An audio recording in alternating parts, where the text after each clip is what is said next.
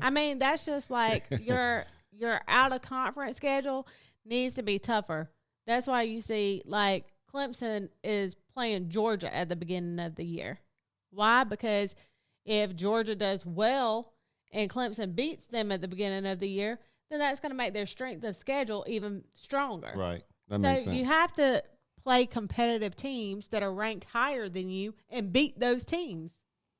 If you want the boss's view, you gotta sacrifice. You wanna move like bosses move. YMA, Young Millionaires Association.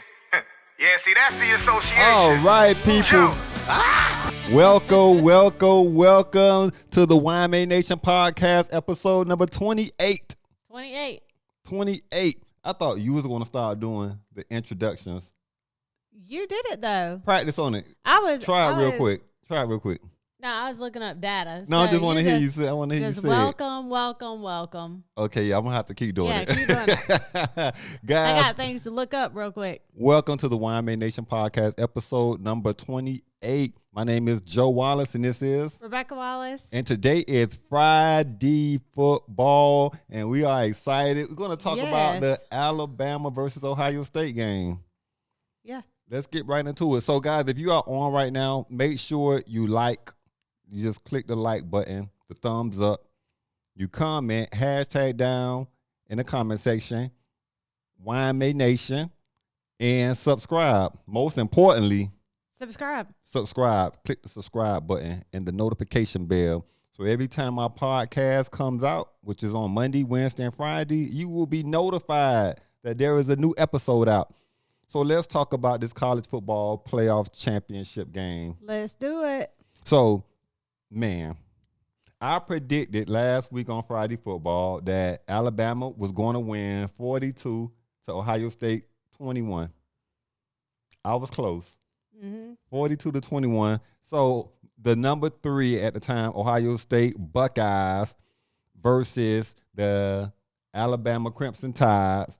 Both teams was undefeated, came into the national championship, and Alabama came to play. Yes. 52 to 24.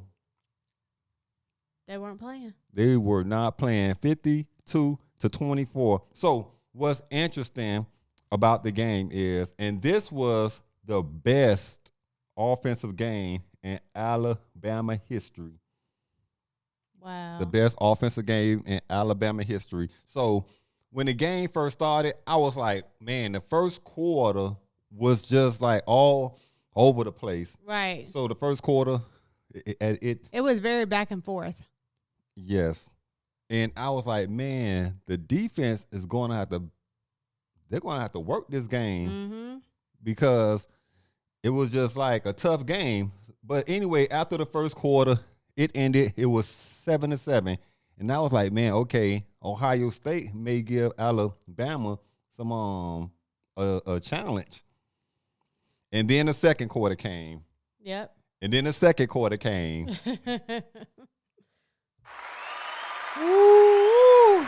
Alabama in the second quarter, it was like, phew, they took off. So second quarter before halftime, it was 10 Ohio State to 28 Alabama.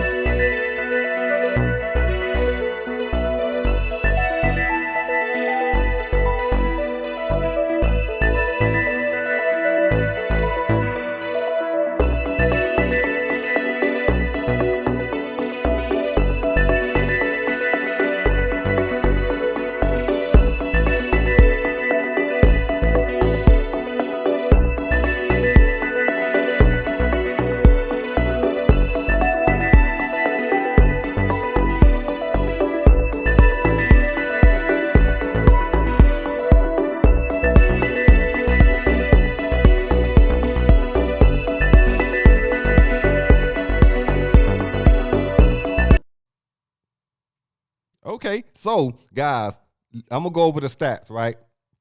Ohio State, I I'm said, trying to look for data. I got the data. I got the data. I'm trying to look for data. Okay, guys. So look, Ohio State. I said last week that Ohio State gave up 400 yards to Clemson, and I say they cannot give up that type of yards playing against Alabama. Alabama came out, man. Look at here. Alabama put 621 yards. 621 yards in a game. That's just unbelievable. That's phenomenal. 621 yards in the game. Ohio State, 341 yards. We said Alabama was going to win. We knew Alabama was going to win. We knew that they were going to win. And what's interesting is I was listening to the commentators like after the game and some of the sports talk shows after the game on ESPN, and they said that Ohio State played their championship game against Clemson. That's interesting. I mean, you went in, your players had to play hard and tough, and you sustained injuries, and then you were going into the week. We talked about the COVID issues that may cause the game to be pushed out. I think we even talked about how not with Nick Saban, that game was going to be played. Mm-hmm. And Ohio State had defensive players out due to the COVID trace testing and things like that. Right. So now you have missing players due to COVID. You have injuries that were sustained during the Clemson game because you had to go out there and play a hard-fought game, and then you have to go and do it again against Alabama. And I don't think Fields was probably nowhere near where he was when he was playing against Clemson. I agree with that. And I go off stats and numbers, right? I'm a data guy. So, and he threw 17 completions for 33 attempts. That's not, I mean, I just not in a championship game. That's a 52% completion rate. That's just not on his level. Because like last week, I was just talking about him like, man, he's just a superior player. I didn't think he was comparable to Mac Jones, but I did think he was like a top key player. And I thought he was going to, this game here, that going against Alabama, he was going to come in and play at least like better than he did.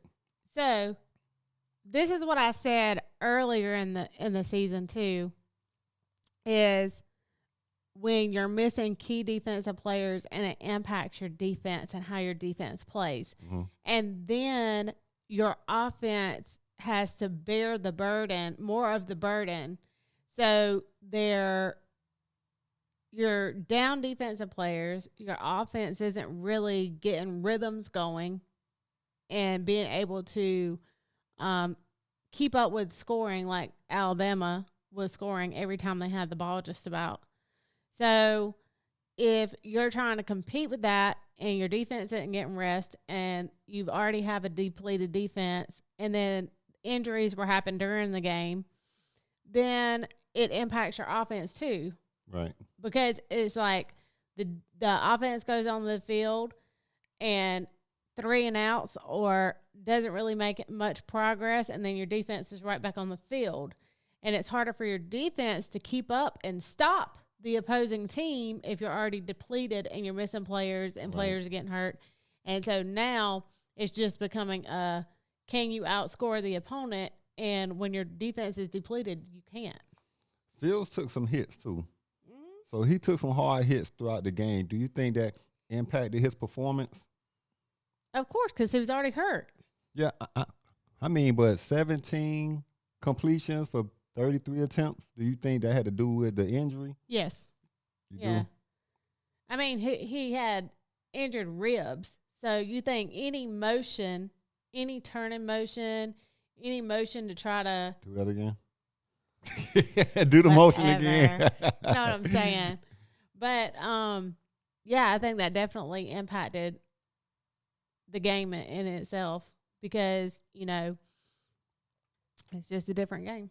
what's interesting when he was not throwing the ball and he ran the ball, he had 6 carries and he ran for 67 yards. So he averaged like 11 yards per carry. So I also think, and we can keep going through stats and numbers and stuff like that, but watching the game and getting into the targeting call. We talked about that when it happened. When it was happening, they have got to do something with that targeting rule. They have got to do something because I understand the rule And protecting the players. And protecting the players. But at the same time, if it's not intentional, if it's not done like out of malice, if you're going to tackle somebody and you're in mid-tackle, it's very hard to change your direction, and it's hard to predict what way the other player is going to go, the direction he's going to go. So one move could dictate whether it's targeting or whether it's not. Because the Alabama player, even I said, he was leading with his forearm, right? But the adjustment or how it actually, when he hit the offensive player. The offensive player, his helmet was going down. Right. Right. So if he's leading like this, he can't predict that the offensive player helmet is going to go down. Right. So even if you're trying to do it right or trying to do it without leading with the crown of your helmet, and then the offensive player ducks their head or makes a move that makes the impact that way, that's not the fault of the defensive player. They're just trying to make the tackle. So it's going to be hard for them to create like a point. Like, okay, here is where we think is like that's targeting, and then here is it's going to be. I'm trying to what's the word? A fine median point. It's going to be hard to find that. Like I said last week, they should have like a flagrant 1 and a flagrant 2. Like, okay, this is, you did it. I don't think it was intentional, but we're going to call a flag on it because it happened. And 15 yards, but the player isn't kicked out of the game. I started off checking it every other week, just like most people do. Then it got out of control. I couldn't help myself. I started checking it day after day after day. I didn't realize that I was becoming addicted until my wife said something. What did she say? She said, "It's just a credit score, relax."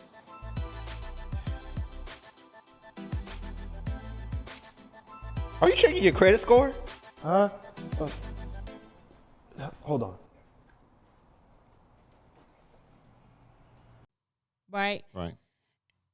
And if it is intentional, I'm sorry, just watching football as much as I've watched football, you can tell if it's an intentional, like, spearing or they're leading and they're trying to hit someone. Yeah.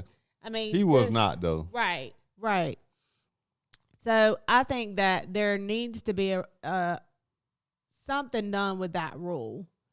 And I'm not the only one. I mean, the commentators talk about that rule, and then you have the rules analysis come on, and it's like, well, if it's this, this, and this, but, I mean, that's not really fair to the players. And even though it's one player, just like with Clemson, it was the best player, the best defensive player on the field, the quarterback of the defense, so to speak, and now you take that person out of the game, and it definitely has an impact on the defense. Do you think that Ohio State, which I know they would have if Trey Sermon didn't get injured on the opening? Mm-hmm. I'll say that probably had an impact too on them because he was a key player. Right. So anytime you lose a key player, again, it changes your playbook.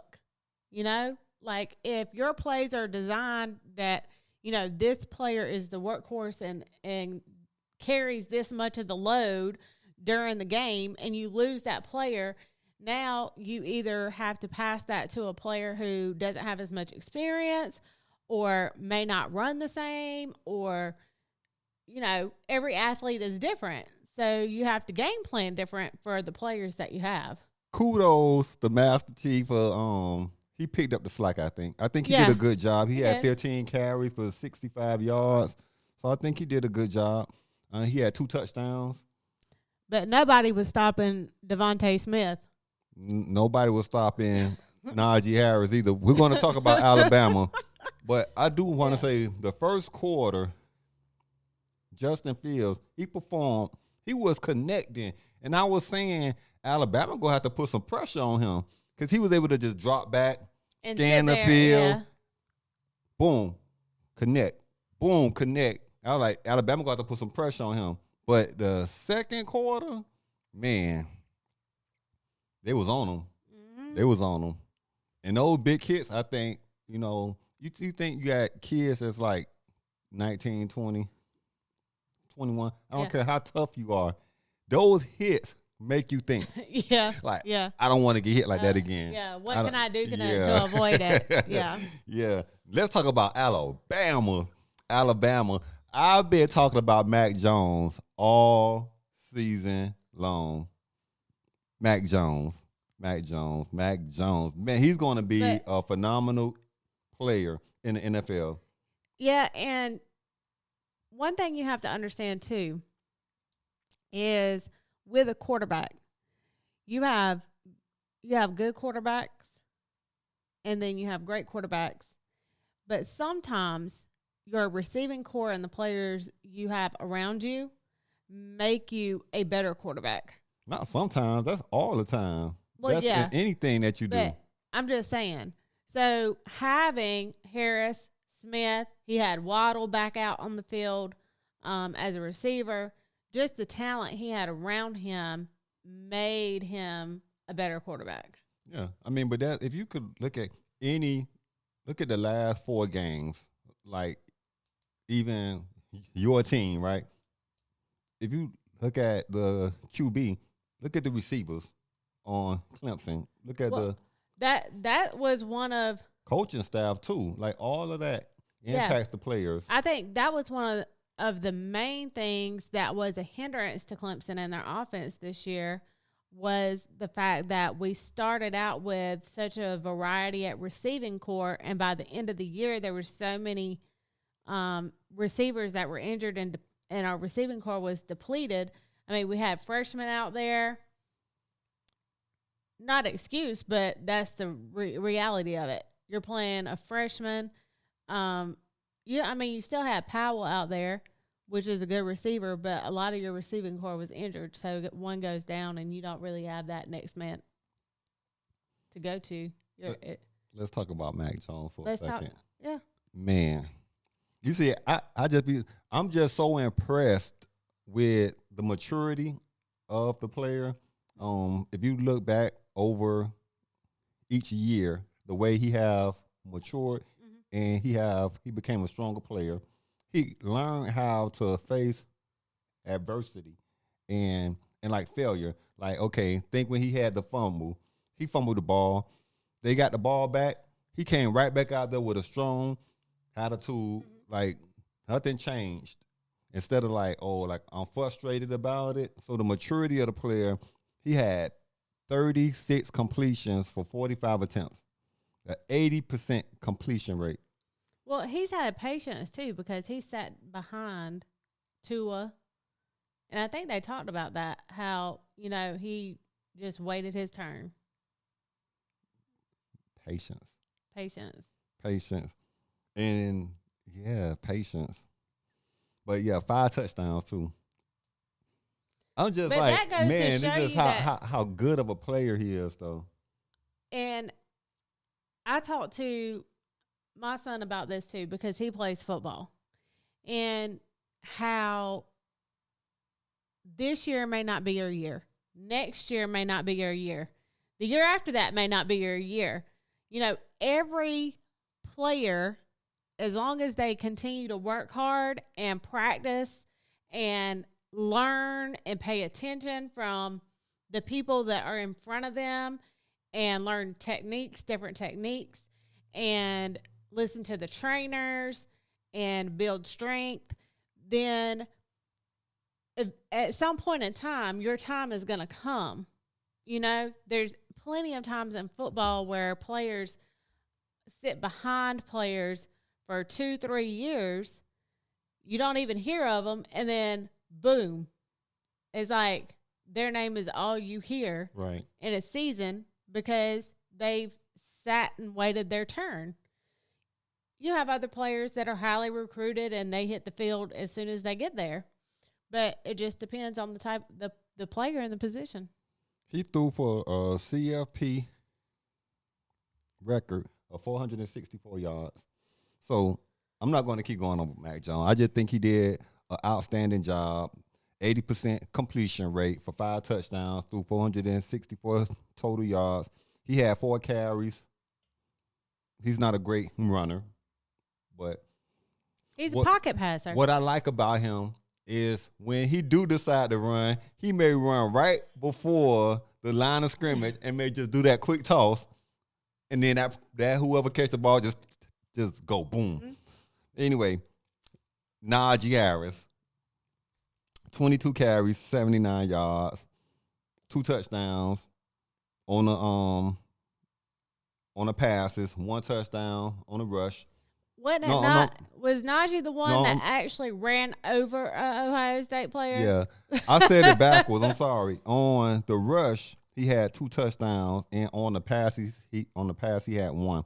But I remember that play. We was laughing. He was in midfield running, and he trucked over the old Ohio State defender, and as the dude was falling back, he kept running on top of him. I'm like, and so they played it back, and you can actually see his leg, like he step on him, then step on him. It took like 3 people to take him down. Ran over Over him. them. He's going to do. He's going to have a great career. Brian Robinson Jr. did well too.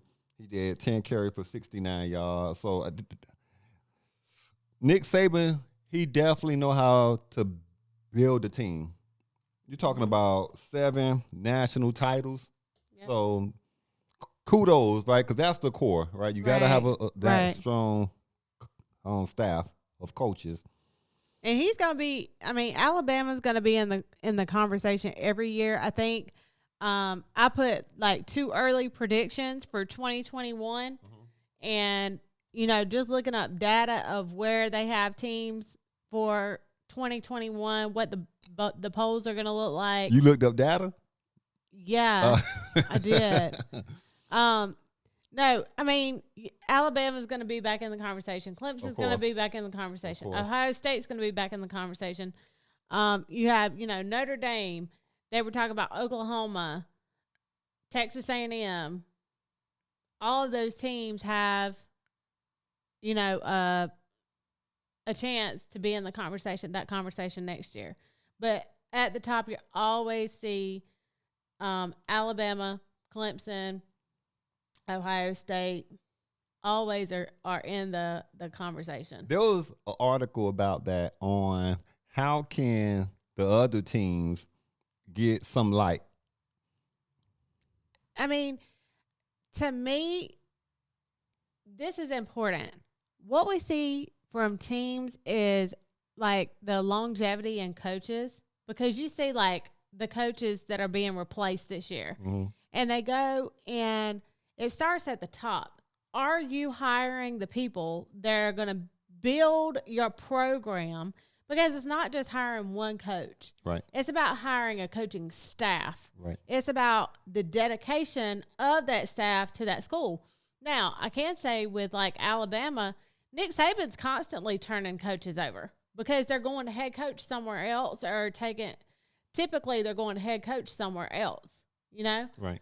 So he's always turning over coaches, but when he selects that next coach, it's like playing chess. He's always a few moves ahead, like who can replace this person if I lose this person, right? So I think it's about the coaching staff and being able to retain your coaches and build that dynasty atmosphere. So what will it take for like a team that's like, say they ended their season ranked number 19, number 18, number 17, for them to end up in like that top 4. They got to win ball games. Well, we know that. I mean, that's what it's about. It's about, do you win? And a lot of, and I hate to say it this way, but the reality of it is your team a winning team year in and year out? How many games are you winning year in and year out? And you see this a lot in the polls. Like, we were talking about teams that were undefeated, like Coastal Carolina was undefeated. Cincinnati was undefeated, but they weren't moving them over certain positions in the polls because it's not a team that just goes undefeated or is a 10, 11 win team year in and year out. They're not winning 9+ games a year. They're not winning 10+ games a year. So,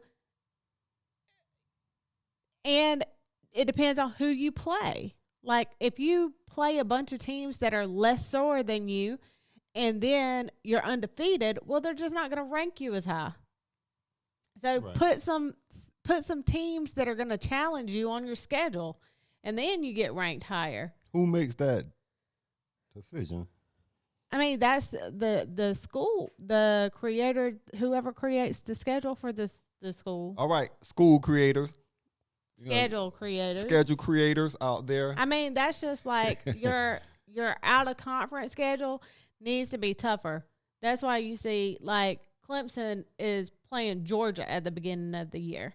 Why? Because if Georgia does well and Clemson beats them at the beginning of the year, then that's going to make their strength of schedule even stronger. Right. That makes So sense. you have to play competitive teams that are ranked higher than you and beat those teams.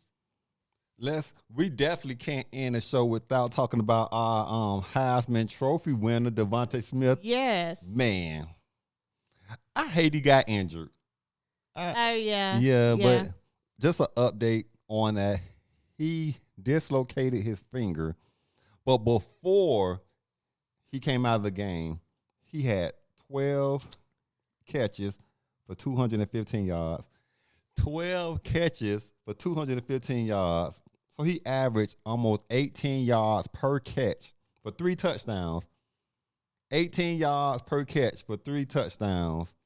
I think this is that young man. If he would have played the entire game, he would have broke a lot of records. Yeah, he did phenomenal. Man, He's going places. He's going places. Young man, put on your backpack, strap up your boots, because you are going places. Yep. But all in all, it was a good game. I think college football this year, I'm glad we were able to have a college football season, number one, with all the COVID issues and everything. And number two, I think it was a very